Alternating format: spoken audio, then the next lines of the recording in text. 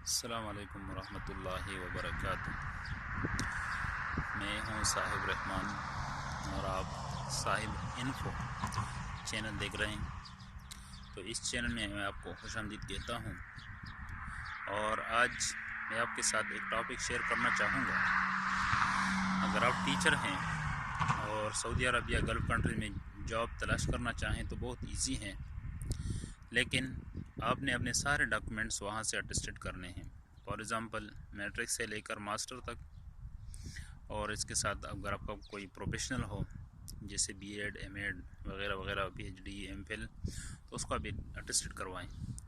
اس کے بعد اگر آپ ان ممالک میں آئیں تو ایک ایسی ویزے پائیں جو ٹرانسفریبل ہو۔ جو لوگ جانتے ہوں، جو یہاں پر رہ چکے ہیں، ان کو معلوم ہے کہ ٹرانسفریبل ویزا کیا ہوتا ہے۔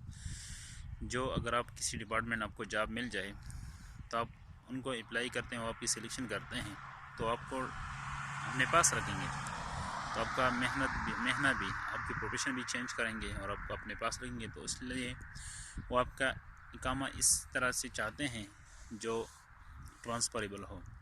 تو اس کے لیے آپ کو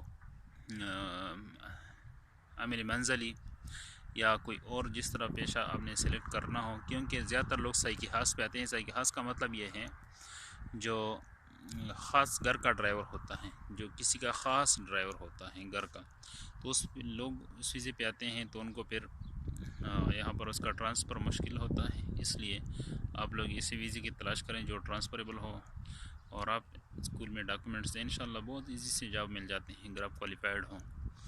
تو آج کے لیے اتنا ہی، دعا میں یاد رکھیے گا۔ اگر آپ نئے ہو تو میرا چینل سبسکرائب کریں۔ Thank you, have a nice day. السلام علیکم ورحمۃ اللہ وبرکاتہ۔